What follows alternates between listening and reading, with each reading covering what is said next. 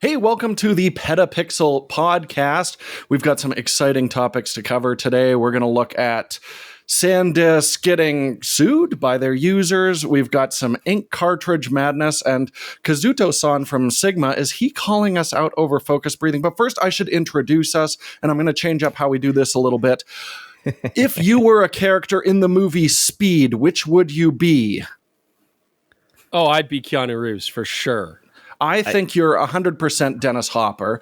I really see Jaron as a Keanu figure, you know, like secure at the wheel. And I think I'm kind of the Sandy Bullock who's just like, I'm here for the ride, you know.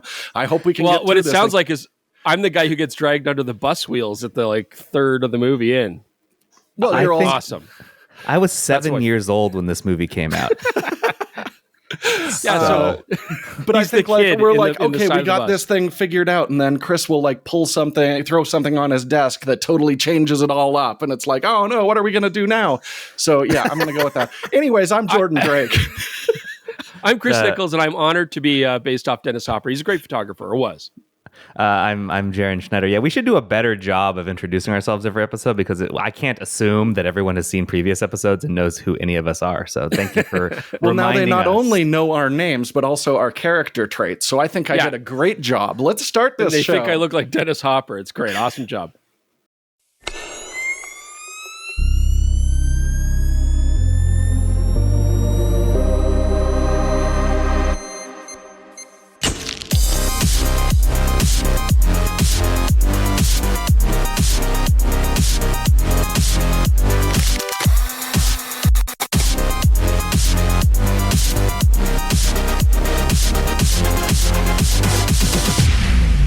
Thanks again to our podcast sponsor, OM System. Don't miss out on incredible late summer savings brought to you by the PetaPixel podcast sponsor, OM System. Capture your end of summer adventures with style by taking advantage of this exclusive offer. Save a remarkable $699.99 when you bundle the OM5 body with the M Zuiko Digital ED 12mm f2.0 lens. Jordan, I believe that you have some history with this lens that you wanted to talk about a little bit. I did. I'd forgotten all about this lens, and then they mentioned it in the ad, and it took me back to when we got our very first cinema camera back in the camera store TV days. That was kind of the one lens that had a manual focus clutch on it, which I absolutely needed because back then I don't think it even had autofocus on the Panasonic body. So it was months where I was shooting our show on a 24 millimeter full frame equivalent was like my primary lens. So I went and dug through the archives and I actually found images of me at the pinnacle of my glory using this lens. If you're only listening to this podcast, please do yourself a favor. And when you get home or wherever you can go to actually look at the YouTube version of this, please fire up just this section because you have to see these pictures of Jordan. The look even the ones of Chris, like Chris being in it is actually, he looks unusual to me as well. I don't think I've seen Chris look quite like this, but Jordan, you take the cake with this haircut. Well, and that the hair is long and awful. And this was at the period where I was almost never on the show. Like it was very rare, but it was primarily Chris on it. So people haven't seen how horrendous I was at that particular phase of my life. But I was in a band. I wanted long hair, so it was floppy when I was drumming. And mistakes were made. You know, that's the beauty of aging, Jaron, is you can learn from your mistakes. Were you posing in this one next to the custom electric limited van? Were you like, did Chris say I'm gonna take your picture and you posed? I believe was a sample image, or maybe I was just posing a lot back at that point because I thought I think looked beautiful and radiant. I think it was a sample image for sure. Yeah, it was just outside the camera store, like just in the back. I got to pull up the metadata on this and see what we were reviewing. But I mean, there's some. You go to TCS TV videos, like the early stuff. There's some Jordan behind the counter with that exact same haircut. Absolutely. You know, and you're like, is this a skate shop or is this a camera store? I don't know. Anyway, this lens has some history. It does. It's a wonderful lens. I loved it. It's so compact, but still had that little focus clutch, and it looks really stupid on a cinema camera. Well, okay. Well, it is a good lens. It's originally priced at $1,998.99, but right now you can own it in combination with that camera, the OM5, for $1,299. That's a crazy deal. Yeah. Hurry, though. This offer is only valid until September 3rd, 2023. That's really hurry. That's like in a week. Yeah. Week or two. September 3rd, 2023. Upgrade your gear today and seize the savings. Visit explore.omsystem.com/petapixel to learn more. And that link is in the description below.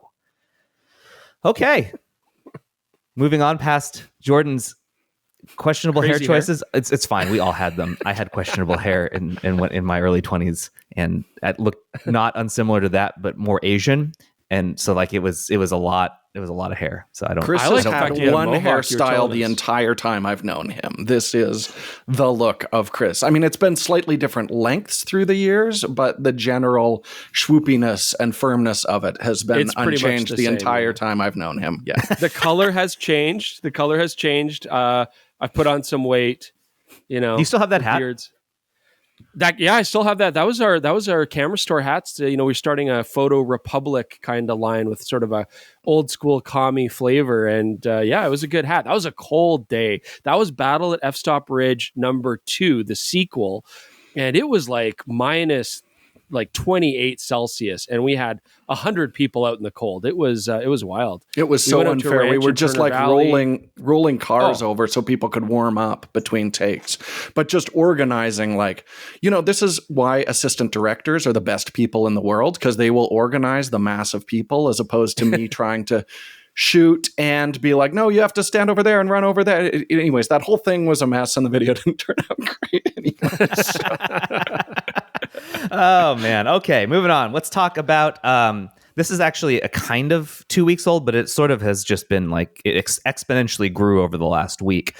Lee Morris from F-Stoppers absolutely just raked Canon over the coals with their printer ink cartridges. He published a video where he cracked open a Canon, looking at it, PG275XL fine cartridge, black, and found that inside of it was basically no liquid ink, a sponge that was pretty dry that he couldn't actually squeeze any ink out of. And it sort of brought the light back onto printers and printer ink again. And I think Canon probably feels this was unfairly targeting them, because any company that makes cartridges like this is likely doing something similar. But that doesn't necessarily excuse how ripped off he felt. Thoughts? It's tough. Those are so expensive. I mean, I think all the manufacturers have been guilty of this for, at some time or another. I remember when they started putting computer chips in the cartridges so that you had to use authentic gear, and it was always a big workaround, and stuff would run out so quickly. Yeah, it's no wonder that all those kiosks for, refill your inkjet, kind of filled in. We even had, I remember at the shop, we even had for a period of time, do-it-yourself inkjet refill kits, like a syringe, and you're supposed to inject ink back into the cartridge and then tape it up. It was really hokey, but I mean, obviously it's because people were feeling like they were getting shafted on a regular basis. Yeah, the crazy thing for me is this is their XL, which is the cartridges are all the same size for Canon, but this is the one with the most ink in it. And supposedly, like Jaron said, there's the sponge is not even soaked through. You can see the white on most of it from the top of the thing. It's nuts how little ink is actually in there. But yeah, I mean, like you said, Jaron, everyone has been doing this, but I feel like it's gotten worse and worse and worse. I am changing my print heads far more frequently than I did, with printers going back even 10 years, like the old Epson 3800s and things like that would actually last a little while. Yeah, I think so. In this video, he recommends Epson EcoTank because you can actually literally see how much ink it's using, and you fill it back up. You don't have to buy cartridges like this that are a literal black box that you can't see into.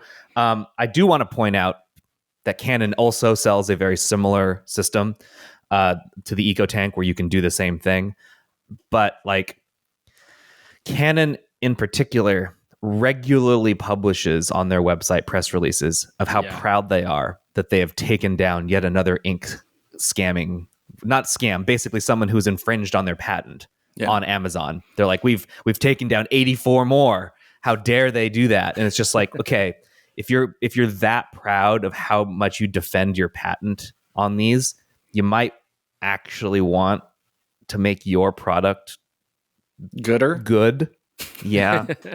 So it's tough though, because like if you want to use aftermarket cartridges and refill cartridges with like other brands of ink or, generic ink, you can't ensure that your color is going to come out the same, right? I mean, similar, but you have to be willing to reprofile, actually use your own printer profile, do all the clicks on the squares, scan in your own profile to make your own ICC file.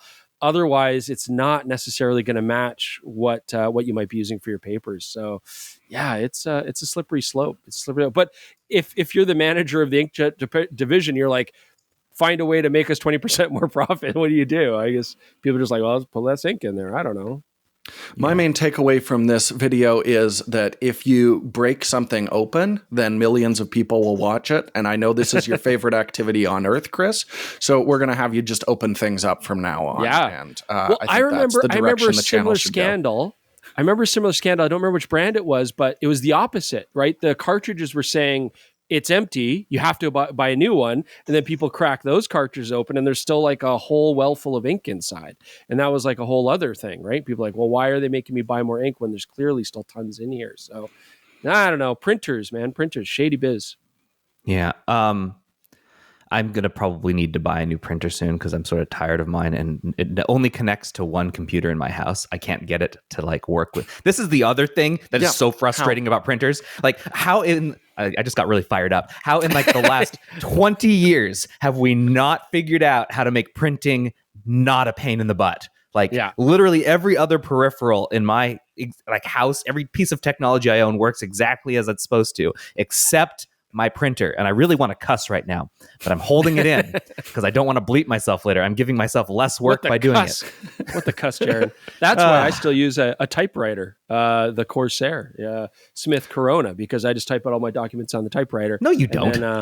I've never received. I would love to get like a typed out letter from Chris, like, "Dear Jordan, you're annoying me this week." That would be incredible. And I'll mail it. You'll get it 2 weeks later than it's intended. Jaron's totally like, we have one like document printer in our house and it only works with the iMac that's behind me. So we have 3 laptops in the house and my wife and I have to like go into the basement if we want to print out a document. That's what I have to do. And it's plugged in through USB. I'm not even talking like wirelessly. Like we plug the USB into a modern computer and it still won't see this printer. And it is not. It's wild. Like a 2-year-old HP Envy. No one should envy this thing. 7155, and it's annoying. So yeah, we have like.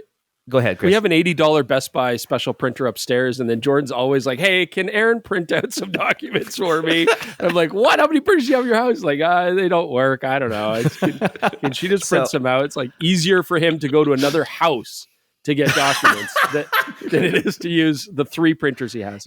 If there was one company that I think is probably worse than Canon at printing and like managing how they charge customers for printing, it's HP. HP is easily the most frustrating. I think there was a case where like they were forcing you to buy ink if you wanted to scan. If your ink cartridges were low, it wouldn't let you digitize something. Yeah, I remember that. Yeah. Good God. For what it's worth, also plugging directly into printers hasn't ever worked for me either. I had a Pro 1000 printer, which by the way, if you were to, it's a Canon, like a photo printer. If you ever move it though, it never works the same again. Like if you ever like take it out of the box, put it somewhere, plug it in, whatever, and you need to move, that printer is toast. Throw it away. It'll never work again. It like I know this is true also because it was sent to me. And something was wrong with it, and I'm like, "Do you want to send it back?" Like Canon, here, I need to send this back to you so you guys can like troubleshoot it. Something. They're like, "No, don't bother." The second you put that in the mail or remove it from where it currently is, it becomes e-waste. So like they did not even want it back. So like, printing. Speaking of companies that are making us super angry, last week we talked about Western Digital and SanDisk and how they're like total amounts of failures. But someone's taken it beyond that, right? I mean, their SSDs are failing. A lot of people are dealing with and struggling. And then looks like somebody's actually filed the class action lawsuit. Since I published that story, which is linked in the description below, Western Digital is being sued. 2 more have been filed. So now Western Digital is under assault from 3 class action lawsuits based on the fact that they did not tell customers and to this day are still not informing customers that their SSD, portable SSD products that are listed under both WD and SanDisk brands are failing. Yeah. And it is baffling to me that to this point they still have not publicly addressed it. Until late Friday, I believe, they actually responded to The Verge. I'm going to read you the quote, because here's what The Verge asked them. Why are these drives still on sale? Will you offer free data recovery services to affected customers? And if so, when? Are you proactively warning customers? If not, why? What exactly is going wrong with these drives? And how did this happen? These are all very reasonable questions. Yeah. Here's WD's response. In response to recent reports of concerns about specific Western Digital portable SSD products, we want to assure our valued customers that we're taking all measures necessary to address any product-related issues. We understand the significance of our products to customers and want to take these matters very seriously. We are conducting a comprehensive review to gain a thorough understanding of the issues. Well, at least they said something, right? But they didn't. That is, in my opinion, almost worse than silence. Oh. After that, basically, The Verge asked 3 more times if they would answer any of the questions asked. And the person they asked deflected all 3 times, refused to answer any of them. Probably because they're currently being sued, but they've had months to address these questions. They have never responded to us, for what it's worth. We asked them 2.5 months ago what's going on, and we asked them again recently. Crickets. At least The Verge gets the courtesy of a non-answer. Come on. Exactly. Yeah, like some PR presented. It's so bad. So essentially what this has led to is The Verge, us, and multiple other publications are basically like, all right, just don't buy it. Don't buy anything WD right now. Well, I mean, anymore. this is the free market working, though, right? I mean, people are complaining. It's obviously an issue. It's not just a one-off or, a small group. It's obviously happening to a lot of people. And lawsuits, bad press. I mean, if anything, will force them to maybe at least try to rectify or, I don't know, make better products in the future. We can hope that this will do it, but I don't think that's the free market doing anything. Yeah. So, I mean, my concern here is what we discussed last week, which is that, for people who are really keen on this and, check PetaPixel every day, they're going to see all these headlines coming through. But most people are just going to search for an amount of storage they want, an SSD. And since they're fire sailing all these largely defective drives, a whole bunch of people are going to get stuck with them. It's going to take years for, this reputation to work its way into mainstream consciousness. I guess I'm more of an optimist because I think people are going to see Google reviews. They're going to, a lot of people are at least savvy enough that they're going to check other people's opinions to some degree. I think that's fairly common now. And it's going to be hard not to see a whole bunch of this talk, so maybe people will start buying more Crucial products or Kingston products or, Seagate products, other brands of products. There's no lack of alternatives. That actually is interesting that you bring up because the alternatives are not well known. So to that end, maybe this will be good. We are publishing. We are in the final stages of it right now. Basically, we're filling in the pictures and getting it formatted correctly. But Jeremy Gray, David Crew, and I have spent the last week actively punishing and testing a group of SSD products that we believe are alternatives to SanDisk, and we have 5 or 6 of them. And we will publish our results and our recommendations this week. It might be published by the time we publish this podcast. And what we did in addition to just testing these is whenever possible, we found out what the actual flash unit was inside each of these things. And if we were not told what it was, we would point out that the company doesn't want to reveal to us what is in here, and that affected our recommendation. We want you to be able to track the history of your flash memory so that you can make sure you know what you're getting, because I don't want this to happen to anyone again. Losing data like this is absolutely brutal, and it's not only a waste of money, but you lose time. Yeah, you actually you literally lose time. You can never get back, and I'm so angry about this. And I was actually so fired up when I saw WD's response that I needed to go have a drink downstairs. I was so upset. So there you go. Is our third story going to make you angry too, Jaron? No. Great. This third story is actually, I want to hear from you guys because this is something that's directly related to you. And it's going to link with our main story today, where we're going to talk about some more lens terms. It's basically part 2 of what do these mean. But we're going to basically revisit one term we covered last time, lens breathing, because Kazuto-san, the CEO of Sigma, did say something in an interview with David Etchells, formerly the editor-in-chief and publisher of Imaging Resource, who now publishes his interviews with companies on PetaPixel. He talked to Kazuto about lens breathing, and I'm going to read you this quote, and I want you guys to react to it because he's talking, I think, to you. So, Kazuto-san says, "So we know the professional cinematographers, and of course, focus breathing is very important for that, and also parfocal design. But there is no perfect lens. So I know that professional photographers or cinematographers can deal with a lens with some breathing or that isn't perfectly parfocal. They know how to use it. But today, video reviewers are so popular on YouTube that focus breathing has become very obvious and eye-catching. So people can easily point it out and say, hey, this lens breathes. In reality, though, you can use that lens without seeing obvious breathing in the videos that you make." And then David put a little blurb at the end of this where he was thinking about it some more. "It's a little unfortunate that online video reviews of lenses have called so much attention to the issue when lens designers might be able to achieve better overall performance if they weren't forced to place so much emphasis on insignificant levels of focus breathing." Mm-hmm. So all I got from that whole quote was that Kazuto from Sigma says we're really popular. So that's great. That's perfect. That's wonderful. I appreciate his comments. So he really respects our work. Yeah. I don't know. I mean, Jordan, you're going to want to chime in on this, of course, right? Because this is your wheelhouse. But I mean, we're obligated to show all different characteristics of lenses as much as we can. Focus breathing, I will admit, is a fairly easy one to demonstrate. I don't think that's a downside. I think that's great. I mean, that's something you can easily show people. Is this a factor or not? Lens design is all about how far you want to push envelopes, how much money you're willing to put into that and thus charge the customer, and what compromises you're willing to make, right? It's this constant sort of struggle of where do I give, where do I take to create a lens? And we've seen companies like Panasonic make lenses that have very minimal focus breathing because their emphasis is for videography. And then you'll see lots of other companies say, well, focus breathing is not really a big deal because we really want to focus on sharpness or other lens designs. So he's right. At the same time, I think it's good and valid to show what the characteristics are.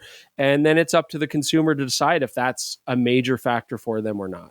Yeah, exactly. And I would say the same thing applies to like sun stars, for example. A lot of people don't shoot towards the sun at f/16, but a lot of landscape photographers do, and they might want to know. And Chris, and they might want to know, how do the sun stars perform on this? It's the exact same thing with focus breathing. Like, yes, you can absolutely work around it. And a lot of vintage, especially anamorphic lenses, breathe like crazy. You'll see it in very high budget films because it does make the design more complicated. Anamorphic elements make your lens bigger and more complicated, and then correcting breathing on top of that makes it quite a bit harder.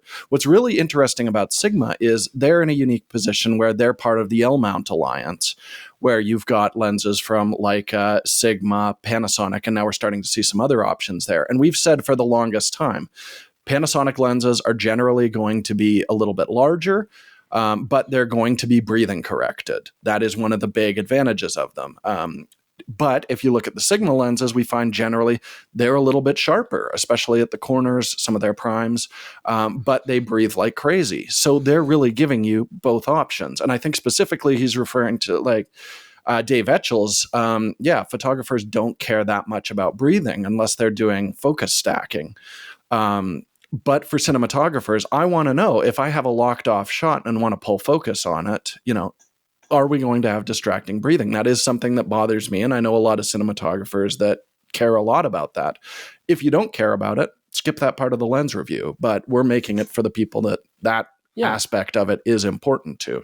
Same as sun stars, same as Loca, honestly. I'm calling out Dave Etchells because, he's a camera reviewer as well. Let's call it Dave Etchells because, as a camera reviewer, it's not necessarily our role. It's our role to educate. It's not our role to tell you, the viewer or listener, what is significant to you and isn't significant to you. That's completely up to you and what your work is and what you prefer and what you're okay with. So I wouldn't call things like that insignificant and we should gloss over them because the fact is it all depends on what your work is.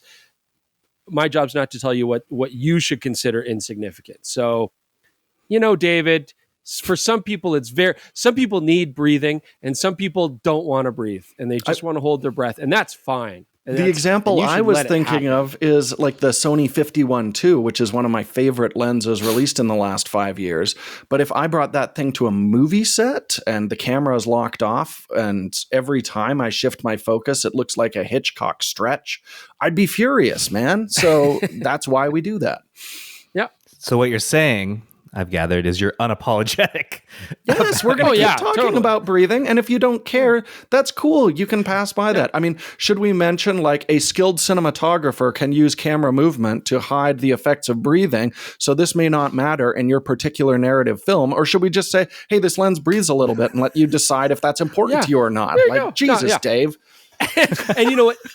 It's up to the manufacturer to decide what they want to correct for or not. That's their mandate. So, if they don't want to correct focus breathing, that's fine. But we'll point it out, and some people are going to care and some people won't. So yeah. Right. I am going to do a disclaimer every time we review a Sigma lens, though, 100%. As Kazuto-san would like to remind you, and we'll do the quote. Focus breathing might not be that useful or important to you, and if there's camera movement, don't worry about it. And David would like to remind you that your opinions on what you need and don't need are insignificant.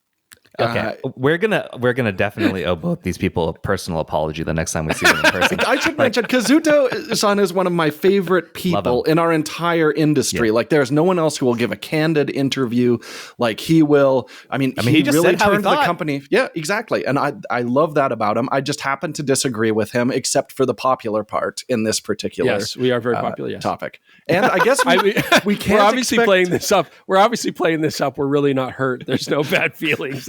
That's not the case at all. I'm going to buy him a drink anyway. I've actually wanted to get drunk with Kazuto-san in the past. I've mentioned this to you guys off camera. So this is a great opportunity for me to take him out and give him endless sake and say, I'm sorry. Who doesn't want to get drunk with any Japanese business exec at camera companies? They're tons of fun. I know. Tons of fun. What, Jordan? I got nothing, man. Okay. All right. Well, that is an excellent segue into part 2 of our Talkin lens terms. Yes. And one was actually brought up here. I just added it to the list because I figured you might want to reference it. Well, some people might not know what mentioned it. Yeah, what parfocal means, but I'm going to basically hand this over to you guys. You tell us what we're working with here, what each of these are, and then explain what they mean to you as far as reviewers go. Awesome. Hit me, Jaron. Parfocal's easy. It largely refers to zoom lenses. So the idea being that if you focus a lens at a certain point in distance and then you zoom said lens, is it still in focus? And lenses which are said to be parfocal will retain very similar or the same focusing distance even after zoom movement, which can be really nice if you're doing cinema and you're doing like a zoom push through in your shot. You don't want the focus to change that much, if at all. In photography, you could argue it's really not that important, right? I mean, I'm going to zoom my lens, I'm going to refocus anyways. So would you agree, Jordan, it's largely a video term? Yeah, absolutely. That's where it's most important by far. And we should mention as well, like the tolerances for this have really shifted. Something that was rated a parfocal zoom, that wasn't designed to be looked at in, like we just dropped our 8K video. The tolerances have to be so much tighter, which is why we're seeing the price of cinema zooms not drop, but actually increase, where a lot of the other lenses are getting less and less expensive, specialty video optics. Because it's extremely difficult to correct for that. But if you want to do a snap zoom, then that's a great way to do it. The other thing I should mention is if you have a truly parfocal lens, as opposed to punching in and checking focus on a wide shot, you're actually dropping your image quality because you're zooming in on it. Digitally, if you do that optically, it's much more effective. And your depth of field gets shallower as you increase your focal length. So it makes it fantastic for zoom in, check focus, zoom back out. I mean, that's how I was taught to focus in film school. I was going to bring this up. The rack focus is something that I did not realize was not common until I got out. I was in college and we were using like these Canon film, like a tape, I guess, not film. Like it is a tape and film, same idea. We were putting those in there and like we would rack focus every single time to make sure we were in, and then we'd come back out. And I did not know that was not common until I left broadcasting. and realized that, oh, none of my lenses do that. They all are just immediately out the second you move the zoom ring. So you grabbed your cheap Sigma standard zoom. What was that again? The 24 to 70? 28 to 70. Thank you very much. Yeah, that thing does not rack focus. No. I wouldn't have noticed, though, because on my XT4, I believe is what I had, my Rebel, it didn't shoot video. So there was no reason. They didn't have electronic anything. So I wouldn't have been able to do that anyway. It wasn't until I got my 60D that I noticed. Yeah. So there you go. There you go. We're going to start next two are sort of related to macro shooting. So the first one is minimum focusing distance, which is sometimes also minimum object difference distance. And then also, Chris, if you could explain the difference between this and working distance. Yeah, those two go hand in hand. So the minimum focusing distance is very simply how close can a lens focus physically. And it's always set as a measurement from the sensor plane. So if a lens had a minimum focusing distance of 10 inches, for example, hypothetically, that means that at its closest focusing distance, you're basically 10 inches away from your subject in focus to the actual sensor plane itself.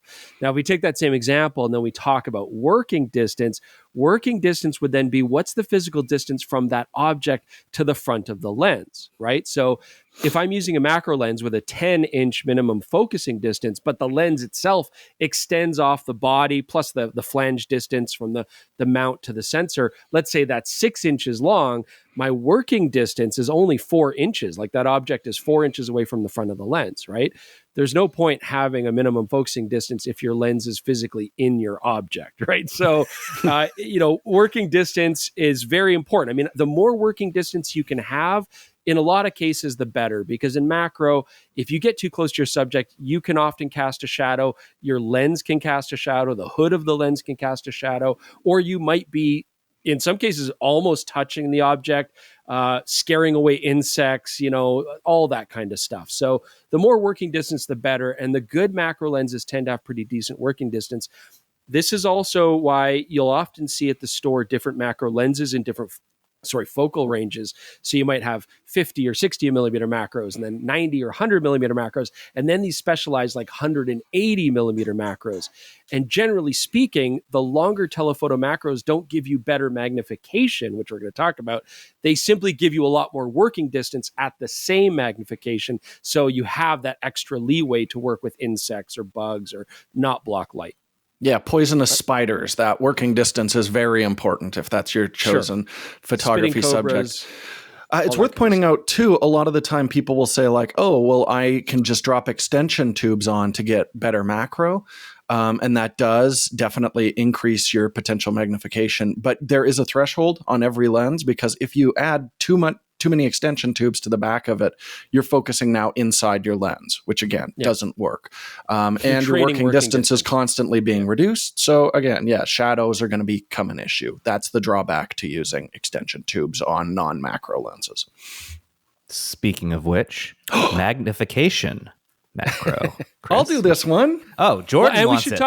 We should talk about that, and we should talk about life-size reproduction. Can I do life-size reproduction first, Jordan, and then you do magnification macro? I mean, that's an erotic film, right? Is a life-size reproduction? Okay. I don't know if it is. I don't either. I mean, you're the expert. You watch a lot of erotic films. Jesus.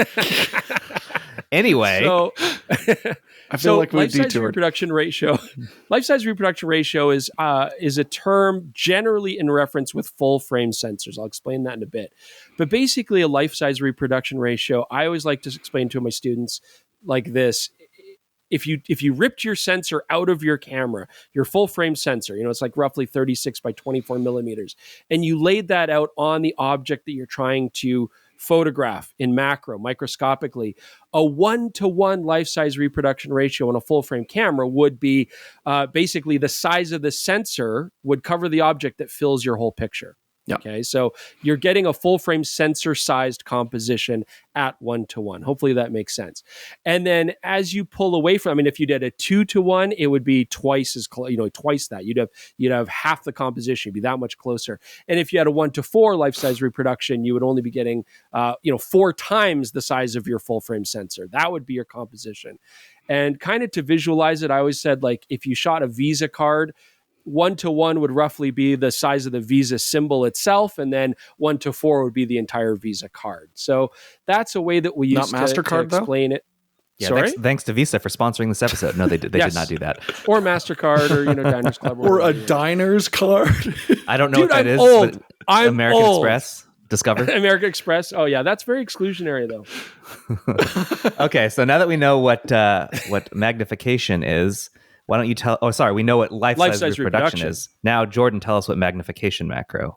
Yeah, so it's basically exactly what Chris talked about, but it's a different way of showing it. So, something that is, it's just using a ratio for it. So, 1x magnification ratio means it's 1:1, like Chris was just saying. So it's the same size on your sensor as it is in real life. A 2x would be twice as magnified as it is if it were placed on it. And like a 0.25 reproduction would be the same as a 1:4. It's just another way of saying it. Generally, I think we try to stick to, a 1:blank ratio is usually how we mention it in video, but both are accepted and there's nothing standardized between the two. So you'll see both. Yeah, I think I often see the 2x one as referencing like what a company will call their lens, as opposed to a 2:1. Right. They don't say that in the 2x the product name. Yeah. Okay, so that makes sense. You guys are teaching me things. I actually did not know a lot of this because I never really shot macro, so it wasn't something. I like life-size reproduction because you've got that physical analog, to your object. Yeah, I'm not a numbers guy. Right? Like why are you saying I don't like that? do the math so good. I can only go up to 20 megapixel cameras because then I run out of fingers and toes. So I like having that ratio. It makes more sense to me, right? But if you want to do math and fractions and decimals, I can't long division so good no more, So I don't know. Whatever works for you, right? Jordan likes magnification macro because he's a numbers guy. Thank you, Chris. I would say that you successfully Dennis Hoppered that topic. Yeah, I was waiting to a tangent. I was waiting for you to peter off, but then it just never happened. I'm a fisherman. I need to feel things with my hands. Oh my god! All right, man, but I want to get through these. The next one is the difference between a stepping motor and a linear focusing motor, a linear drive. And linear drive is relatively new. I would say within the last 8 years. God, time is very hard for me right now because of COVID. I lost 3 years, so I have to remind myself that it's whatever I think it is plus 3. So it is like 8 or 10 years ago. Sony created the first one, right? Am I remembering that correctly? Yeah, I'm trying to remember what it was, but I remember when they announced the linear motors. It might be the 24 actually, like when everything turned around for them. Now they put 2 of them in there. They do dual drive linear motors. Yeah, for sure. So. A stepping motor is like it's a rotational motor. Yeah. It's very much like a rotational motor in a ring. Stepping motors are called that because they were basically adding multiple steps and stages along this ring with magnets. And you could very easily and precisely move and rotate something along these steps within the motor. And that's how a stepping motor works. And then a linear drive motor very basically is a similar thing. But if you think about your ring-shaped motor, and you simply open it up into a straight line, hence the linear drive, you're now then pushing along a straight line as opposed to within a rotational ring. But linear drives tend to be a little bit faster, a little bit more powerful. Both are quite quiet nowadays. And of course, if you add more linear drive motors, you can really accelerate the process because you can have lots of torque, push big, heavy lens elements. This is very popular in ultra wide angles, but even more so like big telephotos with large elements. So, I'm going to steal from Mark Weir's Sony presentation. He does this all the time. A great way to think about it is a screw. You're moving from one end to the other when you're threading it in, but that's much slower than just using a hammer and whacking it in. That's a great way to compare the two types of those. I should also point out, linear motors are still quite expensive, so we're generally going to find them on more high-end optics, and they take up more space. So when we look at a lot of like small pancakes, like that little Canon 24 or something like that, we can expect that it's going to have a stepping motor to keep the cost and the size down. Generally, you're going to find those more on big lenses. And, we mentioned Sony a lot because they brought this out, but we're now seeing linear lenses from Fujifilm is updating a lot of their lenses to include linear motors now. Yeah. Tamron, Sigma all have a linear motor version as well right now. I think and Nikon as well. They're superior in terms of how fast and accurate they are, but they're larger and more expensive. So that's the trade-off. Is that correct? Yeah. And there used to be a kind of benefit for either motor design, but I'd say it's pretty minor now. Stepping motors were always seen as being very smooth and scalable for speed. So like a lot of videographers really liked it because it kind of had this smoother, more natural push-pull kind of look if you're wanting to go from something close up to something far away. Stepping motors were very smooth. But honestly, with linear drives now, they have the same kind of scalability. You can adjust speed. I don't know if we really see that kind of advantage anymore. We used to talk about it quite a bit in our lens reviews. We don't really, I don't know, Jordan, what do you think? I mean, when there were like ultrasonic rotational motors were one of the most common types out there. Every manufacturer had their own name for them. Those were famous for video for having kind of like jerky steps. So that's why the stepping motor was brought out. And I feel like it's just an evolution in lens design as we go from those ultrasonic motors to the stepping motors, now to the linear drives. That's just the next progression in terms of making video focus pulls look good. As long as your lens doesn't have focus breathing, in which case it could look bad potentially. I don't know. I'm not allowed to talk about it. All right, last one. Distortion. Barrel and pin cushion are the most common ones. Go ahead, Chris. Yeah. I mean, so distortion, I guess it can get into pretty complicated places, but distortion is basically, we're shooting something, let's just say like a flat rectangle. Very basically, that's the image that we want to shoot. Like, say, a credit card, for example, a Visa card specifically. Like a Visa. Well, in this case, a MasterCard, right? So that we can get sponsorship from both companies. You lost me. So imagine this rectangular composition you're trying to shoot, and then that light comes through your lens. You want that rectangle to stay rectangular. You want the corners to line up. You want the edges to be straight. You want light poles to be, vertical lines, and you want sidewalks to be horizontal lines. But the fact of the matter is, when all that light comes through the lens, some distortion could take place. And what happens is you get curvature. You get curvature that is more prevalent on the outside of the frame than it is the center of the frame. So when we talk about barrel distortion, the idea would be that if you looked at your photo with full barrel distortion, you'd actually see the center of the frame coming towards you and everything on the edges curving away. And it would look like the profile of a rounded barrel. Pin cushion, on the other hand, is the opposite. Imagine taking a pin and pushing it into the center of your photo. The center would get pushed further away, and all of the outsides would actually fall in towards the center, much like the look of pressing a pin cushion, a pin into a pin cushion, which, by the way, was the first thing that I ever made in home economics class way back in like grade 4. It was a pin cushion. It was pink. I got to put fabric paint on it. It was a triangular shape. I used those pinking shears where you get the 90-degree angles. It was adorable. It worked great. So, do you still have it?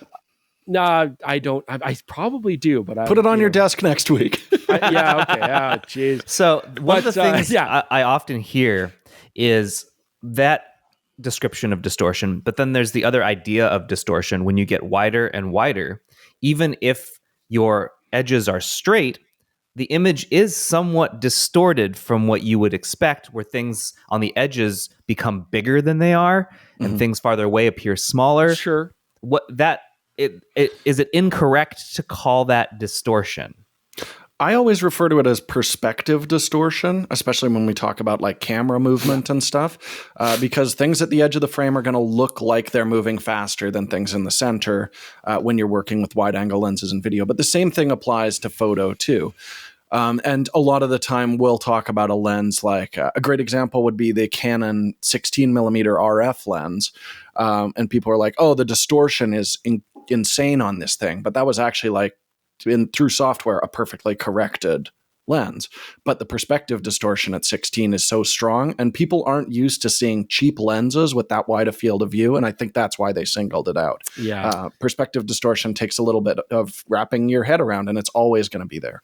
It's why I don't like my picture taken with extra wide lenses, because it makes me look extra fat, especially when I'm on the edges of the frame. There's one particular picture I'm thinking of, Jordan. I think you and I were both in that one, and I just did not like that picture. Very flattering. Very flattering. That's something you can't really correct for very easily. Yeah. No. So I think it's important to point out that Jaron is first off not fat. He's a beautiful man, and correct. He used to have a mohawk when he was a soccer striker. I mean, he's athletic.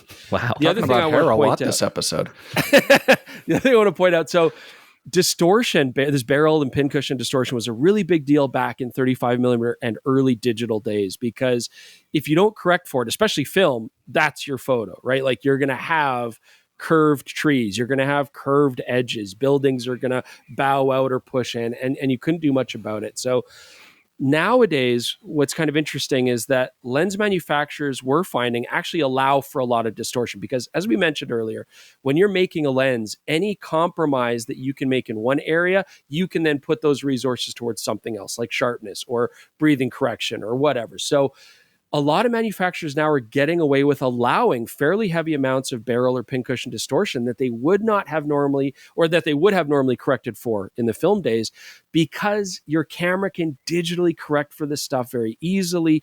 Photoshop can digitally correct for it. And honestly, you'll basically never see it. So the fact is, your lenses actually probably do have a lot of distortion, but you'll never really see it because it's corrected for you before you even look at your image. And there are some programs, like I know in Capture One, there was an option to turn off all distortion corrections, and then you could actually see the true distortion of your lens. But in the grand scheme of things, although digital correction of distortion is not perfect, it's pretty damn close to perfect. And it's really let us have lenses now that have much higher resolution than we used to without being insanely expensive, and lots of other nice benefits optically, because the distortion is kind of a non-issue and can be corrected digitally now in the background. Yeah, I think this is one of those things we always say one of the biggest advantages of mirrorless cameras is the quality of the lenses that we're seeing. And so many people attribute that to the short flange back and big mounts that we have now. But I also think you have to think back to a DSLR. Those could still correct for distortion after you took the picture, but you're looking through an optical viewfinder. So if that lens had crazy distortion, it made it really hard to compose. And you're looking, at like a fisheye looking thing if there's a lot of barrel distortion. With mirrorless cameras, it's digital start to finish. So they can correct that image while you're looking through the electronic viewfinder. And I think that's another reason why we're seeing just incredibly sharp optics coming out from mirrorless cameras. Ignorance is bliss. Exactly. Cool. All right. That is it. That is all that we were going to talk about there. We're going to move on to what Chris normally hijacks this, but I'm going to do it right now. Yeah. What have we been up to? Jaron. How dare you, sir? I want to point out that this is not a barcode on my chest. This is a Leica lens, as you can see.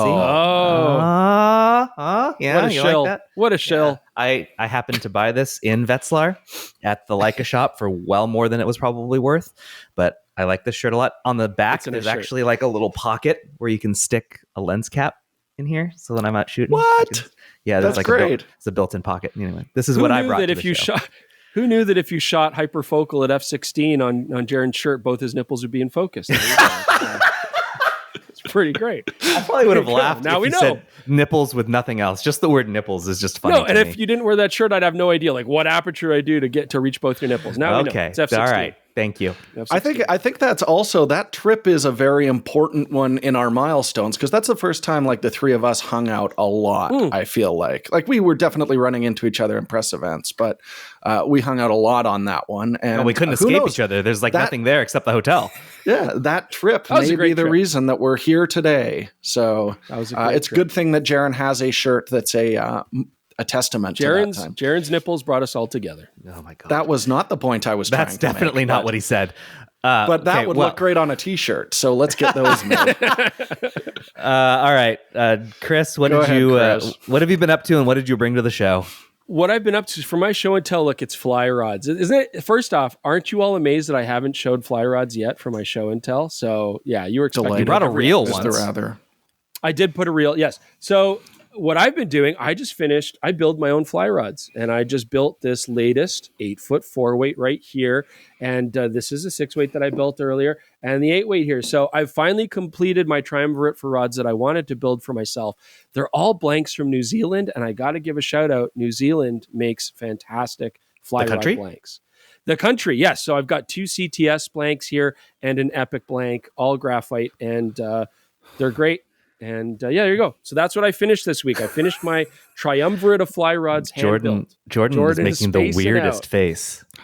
8-weight, 6-weight, 4-weight, covered for a lot of stuff. Okay. Thank you for bringing that. Jordan can't wait to get his hands on them. No, yes, he can. It's lovely. Looks great. All right. Jordan, do you have anything you want to bring up? What you've been doing? I do. So last week, I talked about my little camping trip.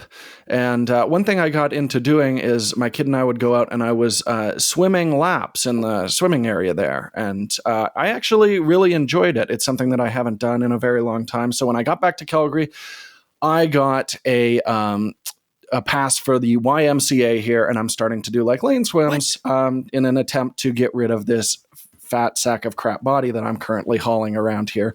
And it's been great. But I just wanted to tell, I believe in like talking through trauma. I think that's a good way to do it. So I'm going to tell you a quick story from last week. So I bring the kids to the pool, and then my wife and I trade off. So it's like she hangs out with the kids, I can go swim. I hang out with the kids, she can go swim. But because of that, I'm trying to go pretty quick. So I was just doing like as many lanes as I could, as fast as I can, absolutely destroyed myself. And I see a gentleman waiting at the end when I'm done. And I'm like, oh, I'm just getting out. Don't worry, I'm going to free this up for you. So I go to lift myself out of the pool, and I have destroyed my arms, and I flop back into the pool right in front of him. Try again. This time I make a sound like, no good. Fall back into the pool again. The guy's looking. I think he's like, do I help him? Like, what's my move here? Try a third time, and this time I do actually make it on, but it's by like kind of flopping myself like a fish on the bottom of a boat. You know this look, Chris? And like rolling sideways across the deck. And I'm making the same face. I always catch my fish in a net, gasping for air that a fish come does. With a net to pull you out. Right. Okay. So you're more. That would have been nice. Yeah, you're more. You're nicer to the animals than I am to myself. So, anyways, it was among the most humiliating things I've experienced in my entire life, and I'm working through it right now. And then afterwards, my wife is like, if you swim like 2 lanes over, there's actually a ladder. You mean the ladder? I've never been so broken. I couldn't get myself out of the pool. So it hadn't been a necessity until now. But I'm going to be like one of the, elder swim people who uses the ladder to get out of the pool now as I continue to work on this body. That's what I got for this week. It'll get better. I'm proud of you. You're doing great. Thank you. I honestly, I used to swim competitively. Like, I love swimming, and I swam when I got out of college and I moved to San Francisco. I started doing a morning swim class with my friend Matt, and I hated it because I needed to go to work at 8 a.m. and so therefore we needed to be starting swimming at like 5:45, which means I needed to be awake at like 5, and I hate being up that early. And yeah, I would miss swimming though, and I lost a ton of weight while doing it. I would love to do that here, but all of our YMCAs are closed in Portland. I just looking right now, and I think I recall looking for a pool I could swim in. I wish I could go swim with you, Jordan, because like swimming with somebody else makes you actually go swim. It makes you actually you should go early. Do it. Yeah, Jordan, you should get up at 5 accountability and go. buddy. Yeah, it's your accountability buddy. If you go at 5 o'clock, nobody's going to see you walrusing out of the pool. This is my way of asking, Chris, will you be my swimming buddy? So here's the thing. And Jordan and I, we have this a lot. So I'm not a big swimming guy. Like, I can swim. I like the water. Right. You choose not to get in. I don't like going to the pool. I like the ocean. I like that's false, because we went in the ocean without you because you decided you wanted to fish for nothing. That's right. In Costa Rica, Jaron was my accountability. Yeah. I would choose fishing over a lot of other things. But I'm not a big pool guy. I don't like chlorinated water. I just don't like it. I'm not a big fan. So both of you, all the jars love to swim. Jordan loves getting in the pool. He loves the water. You can't get him out of it. Yeah. So that's your joy. He can't get himself out of it either, apparently. Oh. I was so happy to be in the water that my body refused to let me escape it. Ouch. This was a much longer segue than I was anticipating, but I love talking about swimming, so I'm allowing it. But it's we should probably move on because we've got a lot here that we need to talk about, because a lot of people have asked you guys some questions and we need to get to them. Tech support time. Tech support time. Before we get to the regular general comment section, we are talking about things that people want to know about their cameras or associated products that Chris and Jordan may have expertise in. So here we go. First question is a written one from YouTube. It's from Sean Hanrahan. And he says, "Hey guys, long time watcher, first-time commenter. Great episode as always. This was in response to our last podcast, so thank you. Yay. I have an undoubtedly thrilling question for Jordan about codecs and compression. They're all thrilling. I have a GH6, and I was wondering, taking file size and things like that out of the equation, and just in terms of image quality, if you're choosing between two 10-bit formats, what are the pros and cons of choosing 5.7K 4.20 versus 4K 422? I understand the difference on paper. Obviously, according to the numbers, the resolution is going to be better on the 5.7 and the color will be better on the 422. But in real world terms, do you miss out on anything really worthwhile by having that 0 at the end of that instead of a 2? And are either of these have any impact on noise? So I'm not going to answer this because I'm not a learned guy and I'm not so smart. And so I'm just going to fall asleep and you guys wake me up when Jordan's done. Okay. So essentially, you're right. Yes. So it's the 422 is more color information. The higher resolution is giving you more detail in it. But one thing I do definitely want to mention is back in the day where most of our cameras were recording 8-bit with a lot less color information, the difference between a 420 signal where it's just imagine you have like a grid of color information. It's just using the top, not the bottom layer of color information to determine what color is there. That's the difference between those two. So when you had that, a lot of the time you'd get awful like banding, smearing color. These cameras were notorious for that. And a great way to get around it was a 422 where it recorded twice as much color information, meant that happened less often. Now that we've moved to 10-bit, we have so much more, 4 times the color there. I find it's not as noticeable. However, if you are shooting something with like a clear blue sky or, a wall like the one behind me where we have very fine gradients coming off of it, you can still, with a 10-bit 420 camera, encounter those banding issues, where a 10-bit 422, I almost never see them. So that is exactly the difference there. For most things, I'm very comfortable shooting on all the Panasonics. Their high-res modes are 420, and we very rarely see something in the edit. Another thing to bear in mind is if you're going to be publishing this, then you might not see banding on your video, but if you slap it up on YouTube or like especially Facebook video or something like that, it's going to introduce that banding anyways because they've compressed the hell out of it. So yeah, I do find a lot of the time it's worth shooting the high res. I shoot high res on the Panasonic cameras all the time, but if you're worried about your background or especially if you want to pull a key, like if you're doing green screen work, then absolutely shoot lower resolution in the best possible color space and you'll get a better pull from it. I find that also this matters most if you're shooting in log as opposed to shooting with a built-in camera profile. You'll notice it even less. But if you're grading, you want as much of that as possible usually. But it's information I did not know about the 10-bit versus the 8-bit 420. I knew that I never wanted to shoot an 8-bit 420 in log ever. But would you shoot in log in 10-bit 420? Yeah, we do quite a bit all the time. Again, not on like a clear blue sky kind of day, but if you see high-res footage from us, because we do shoot open gate or the high-res on the panties a lot, that is 420, and it looks lovely. In fact, you should check out our latest video where we shot a whole bunch of 8K. It's a great comparison. Yeah. All in 422, though, so irrelevant. Yes. But watch that video because it's good. Jordan, right. I just watched Oppenheimer. Fascinating story, fascinating man. He's got nothing on you when it comes to video codecs. That was well explained. Good job, man. All right, next one is from SpeakPipe. This is from Carrie West. Let's listen to it. Hey, fellas. I have a small photography YouTube channel called Carrie West where I pretend to know what I'm doing. And I'm curious about HDR photos. And by that, I mean true 10-bit with the increased luminance values. I'm pretty sure you guys are the only ones who made a video about this when the feature first came to Adobe Camera Raw. And I've really wanted to shoot and upload HDR videos, but I don't really have a way of including my HDR photos because Premiere doesn't support JPEG XL or AVIF files yet. So do you know of any way to actually include an HDR photo in a Premiere timeline without screen recording ACR? Or what about DaVinci? Thank you. This is a really difficult one.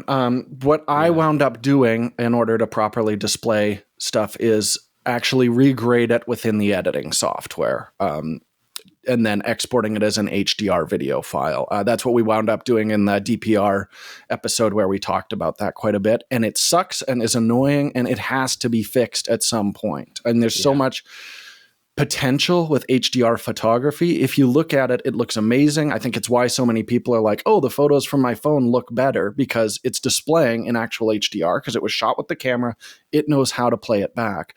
It looks wonderful. And especially like I would love to see a gallery of like landscape work on beautiful HDR 8K displays, because that's a level of brightness you can't get on a print. It can give you a very unique look. So I'd love to see more of that. I mean, that doesn't necessarily answer your question, but the best solution that I've found right now for Final Cut, DaVinci, and Premiere is, export a low contrast version of your photo and actually regrade it into an HDR 2020 color space within the editing software. And then it'll play back and it'll look nice, but it's a lot of work and it should be simpler. And this is an area where I think the camera manufacturers and software developers have really let us down. All right. Next one is from Joel Mark. This is a quick one that probably Chris might answer. Probably a long answer, though. Working with a number of camera systems, what do you do to set them up for use during your reviews? Yeah, that's a great question. So where to start? Our goal is generally to show the camera at its sort of core default values. You know, a lot of people are going to be shooting JPEGs or film simulation modes, and they want to see that kind of result. So I will typically shoot automatic white balance. And I also want to preface this with, at DP Review, when we shot for DP Review, we had kind of different restrictions on how they wanted. They wanted it very much like generalized by the book to test certain features. And with PetaPixel, we have a bit more leeway to be more creative, which I think is better because that's how a lot of people are going to shoot anyways. But, you know, automatic white balance, I try to shoot auto white balance because, again, I want people to see, well, how is this camera going to behave? We've talked about how manufacturers will sometimes randomly change automatic white balance profiles from model to model, and you want to see those changes. Exposure-wise, we've always endeavored to shoot a range of ISOs so that you can see different examples. Lens test, we would always try to shoot at the lowest ISO possible so that there's no image quality loss given from the camera, or mitigate that as much as possible. We always try to have lens corrections on. So whatever the camera supports for default distortion corrections, lens compensations, vignetting compensations, we try to keep those on because that is how you will generally by default see the images. As for then how I like to set them up, a big part of it, the challenge of going from every week a new camera system, is just getting back into the menu. I mean, RAW plus JPEG, I always want to shoot, so I have both to show. You got to remember, a lot of pre-production cameras, we can't actually process the RAWs yet. So we always want to make sure we've got both file types.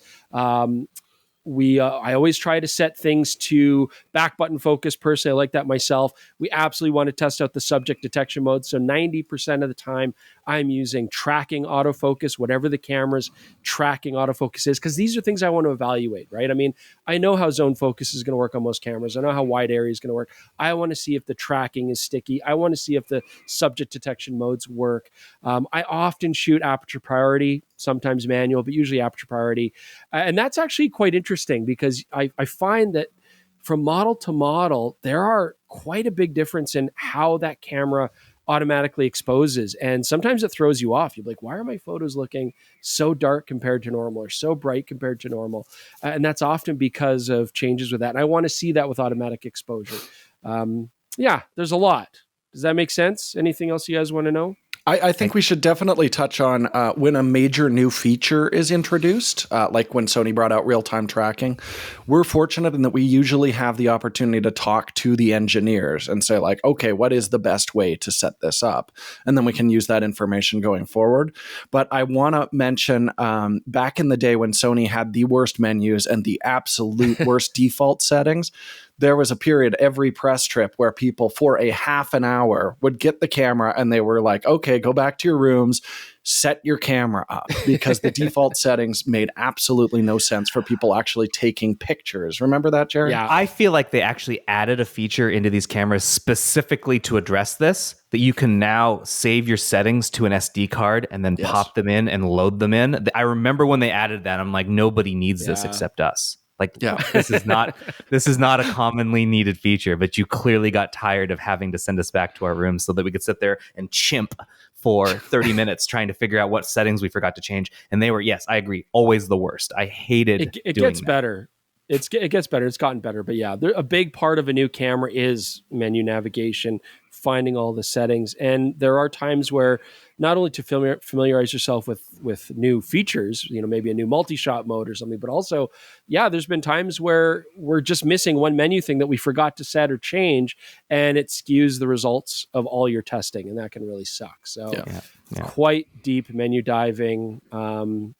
And then trying to shoot with an emphasis on showing as much as possible from the camera, how it would by default work. Yeah. All right. Last question here is from Joseph Bonifacio, or Bonifacio, if we're going to, say it like Italians would. Hello. I recently broke my right shoulder, which means I won't be able to take photos, right, with most cameras because the ergonomics, especially for the more flagship modern mirrorless camera, they're built with right-handed ergonomics in mind. So I was wondering, for someone with either disability or no use of their right hand or arm, what alternatives or options exist for someone to take photos using their left hand, or actually just not using the right hand if that's not an option. I'm really interested in seeing the answer because I didn't really think about it until this injury. So thank you for answering this in tech support. That is a tough one. The main challenge, I would say right off the bat, is finding a way to grip the camera without you having to use your right hand. So there are, for lack of a better term, like pistol grips and small grips that go into the tripod socket. And some of those, depending on the camera, which are kind of made for vlogging, will give you wireless capabilities to zoom your lens or to, start and stop recording, take photos. But it's generally with a vlogging videography kind of emphasis, with power zooms and stuff like that. But that could be a way to get past some of those issues. Invest in power zooms. Then you can use a rocker to zoom. You can use one hand more so to at least trigger photos or start and stop recording. But yeah, I don't know. The cameras aren't really made to be used. And we've heard this a lot of times for people who have injuries. It can be very difficult. Yeah, I remember a while back we were talking to the Northrops, who were working on a solution for someone who was in a wheelchair and could only use their left hand to be able to trigger the camera. And yeah, there's not a lot of manufacturer solutions out there. It's funny, this is actually something I heard as a reasoning for making more box-style cameras. We saw some of those in the Cine side, and then people could build either rig for it. I know the Sigma FP series that was mentioned as, I don't know if it ever came to fruition, but as a possible use case where you could have like a left-handed grip on it, because it was just a box with a sensor in the middle of it. Yeah. So it could be, I would like to see more development on that side, but yeah, as there's really no first-party solutions for this. You are rigging something up for your specific use case. And yeah, it sucks. It's a real accessibility problem. I know Sony is working to do like voice control and things for accessibility on their cameras. I'd love to see more in terms of ergonomic accessibility improvements, but no one's really helping people out right now. Now, there are also wired solutions. Like a lot of companies have multi-ports, USB ports that have multiple functions. And so there are wired solutions where you could plug a wired cable in. It would give you some controls on a remote. We often use it for macro and stuff. And some of them are getting fairly sophisticated, but there are probably third-party stuff too might be made to address these things, where you can trigger camera options through a remote pad as opposed to buttons on the camera itself. And then you can maybe attach that to again, a supplementary grip. I think the best position is probably the bottom of the camera because there's nowhere else to really attach it. Or if you're going to use a tripod, for example, attach it to that. But yeah, it's something you're going to have to rig up yourself.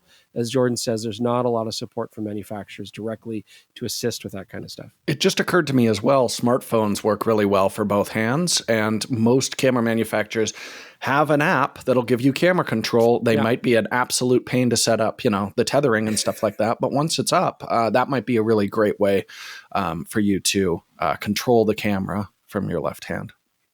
Yeah. All right. Thanks, guys. We're going to move on to the last two comments. These are technically in the never read the comments, which we never read the comments. Always read the comments. By the way, if anyone wants to know where that came from, there was a Twitter handle years ago that was never read the comments, and every day they would post at least two different reasons why you should never read the comments, and that's where in my mind this comes from. But anyone who reads that always reads the comments, so it's always been kind of ironic. At any rate, we've got two here worth mentioning from NME Creedy. I note Jordan has switched from the trusty GH6 to the S5. What is the main reason for doing this? He's a full frame shell. Yeah, that's exactly it. No, a bunch of my favorite lenses are on micro four thirds. That's a big part of why I've used them. The 10 to 25, 25 to 50. But honestly, it's twofold. The better low light performance that we do see on full frame cameras, and most importantly, I have been using the face detect autofocus on the S5 II, S5 IIX quite a bit, especially for like walk and talks. Just lets me, instead of trying to maintain the same distance between Chris and I, we can be a little bit looser when I'm using that. It works great. And, I still manually focus all the time, especially when we have like a wide shot. And I want to make sure that depth of field's covering him, not have the autofocus wander off. But in some situations, it's worked great. So I'm really looking forward to a micro four thirds body with phase detect autofocus from Panasonic. So I can get back to fingers crossed we actually get that, right? Yeah, because that is then I can get back to using my two favorite lenses in the whole wide world. So we'll see. I mean, I'm hoping GH6S, where even if they just want to throw phase detect autofocus in it, the rest of that camera is fantastic. I would be very much into that. All right. Final question from Emmanuel Alvarez. Thanks for a great podcast. I really enjoy listening to it while editing photos every week. You are welcome, Emmanuel. One topic that we would be interesting to hear a little discussion about is the Canon RF lens ecosystem. Today, there's only either very heavy and expensive f1.2L glass or extremely plastic entry-level f1.8 glass. Where is the mid selection of lenses like 24, 28, 35, Chris's favorite, 50, 85 millimeter f1.4 primes? At the same time, Sony is rolling out a lot of great options in this category. Is Canon about to give walkover to Sony? Are they? I've never heard that phrase before, but I'm assuming he means just to cede to Sony, or are they up to something? Reading in different forums, a lot of Canon shooters seem to be frustrated about this. I had no idea they were frustrated about this. That was sarcasm. So what's up with Canon? Is the prosumer lens options to be considered as part of modern camera history? I don't know. Emmanuel, don't get us started. Oh, dude, I'm going to forward your note directly to Drew McCallum at Canon. It is just the way it is. We've complained about this endlessly, especially with them canceling third-party lens support and seeming to be holding quite rigidly to that. Yeah, I'm going to bring up a quote here after you're done talking to specifically reference what they say to folks who say this, but keep going. Yeah. So basically, you are frustrated. We're frustrated. Everybody's frustrated, rightfully so. We're hoping that Canon's going to start fleshing out their affordable midline series of lenses. They absolutely need more primes, not just fast ones, but a lot of nice entry level ones as well. We're seeing that, but it's pretty slow. They do have an amazing professional RF lens lineup, no doubt about that. But and Sony is obviously taking it away with not only third-party lens support, but also fleshing out their own line of lenses quite robustly. So I don't know what's up with Canon. I sure hope that they've got plans. I think they do. I mean, they're very good about listening to their consumers. We shouldn't make it sound like they're not. Canon? They obviously know a lot of people are frustrated, but are they? How long is it going to take? They said. And before you go, Jordan, sorry. They've said in an interview in China recently, which was a trove of interesting information where they say nothing. In order to maximize the advantages of the EOS R system and better meet the needs of customers in different photography fields, Canon will continue to strive to continually enrich its lens product line in the future. That's basically a WD response. There's nothing there. Yeah, and that's your classic PR response. Yeah. That's what we always get. Yeah. But Jordan, sorry, go ahead. I was just going to say, Canon's not alone with this. This is what most camera manufacturers do when they bring a new lens mount out. They need to have their professional series of lenses. Then they want to have some entry-level options for people who are joining their system. And what gets left behind is that mid-range. That's generally something that gets filled out later. But the big problem with Canon is that is usually filled out by, like Chris said, the third-party lens manufacturers. That's Sigma and Tamron's niche, is that $700 to $1,200 lens range. And that is hugely neglected on the RF mount right now, and I think it sucks. And I think they should work on that. But and that it's going to take that could be Canon's strategy. Time. Maybe they've canceled third party because they know that they're struggling to get that mid range out, and they want to at least have a mid range out. I mean, that's what I think they're going to do. They're going to get these lenses out.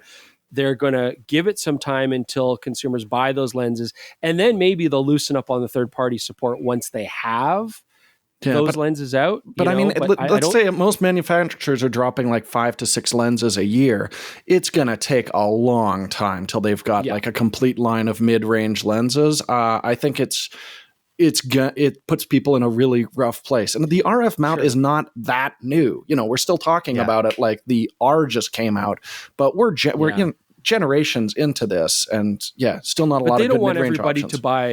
They don't want everybody to buy Sigma art lenses, 35 1.4s and 85 1.4s and stuff before they actually have any sort of option for that, right? But I think consumer confidence, you mention a Canon camera, you look at reviews online and the lack of RF lenses is constantly brought up. I mean, I can't talk about a Canon camera. Like I just dropped the R5C, which is mostly going to be used with like cinema lenses. In the comments, a whole bunch of people like, yeah, but the RF lens mount sucks. It's the first thing people think about when they hear Canon right now. And they've got a real problem and they need to do something to address it, I think. They do. Canon's main response to like, well, what about lenses for APS-C or whatever? They'll be like, well, we have a lovely assortment of L-mount glass that you can pick from. And it's just like, I'm not doing that, man. I'm not. Get a 500 R100 and drop an 85 1.2 on it. Absolutely. That's a common use case, Canon. And we talked about it too. Like, why not move their EFM glass over and give people APS-C lens support? That seems to me like a no-brainer. Or remount any of their EF lenses that they haven't. Just get a first gen in there before they do an RF redo. Just do a remount that's built in that you don't have to worry about getting an. Anyway, Canon, I say this every time, and they just don't seem to agree with me. But like when I told you guys that I had a Canon Rebel and my first lens was a 28 to 70 Sigma, that is the only reason I bought a Canon. And then I would later buy Canon glass. It's not like I'm not going to buy Canon glass, but the fact that they're forcing me to buy Canon glass just feels overly restrictive. And I agree with y'all. They should not do this. They're the only company that does. The only camera manufacturer that doesn't let other people develop for the mount is Canon. And that is Look what you started, Emmanuel. Look what you started, right? Well, I mean, other than that, this was a relatively cheerful conversation. But, we kind of bookended it with some that it was a bummer sandwich. Well, thanks everyone for joining us this week. Thanks again to our sponsor, OM System. Make sure you go check out that deal on that lens that Jordan used with his fantastic hair. That's a great deal. And again, if you're listening, you could look as cool as me. Yeah, you can look as cool as Jordan. And I beg you, please go watch this on YouTube, if not just for the 10 seconds to look at his hair at the beginning of this. So there you go. All right. Thanks everyone for joining us. We'll catch you next week. Bye. Bye.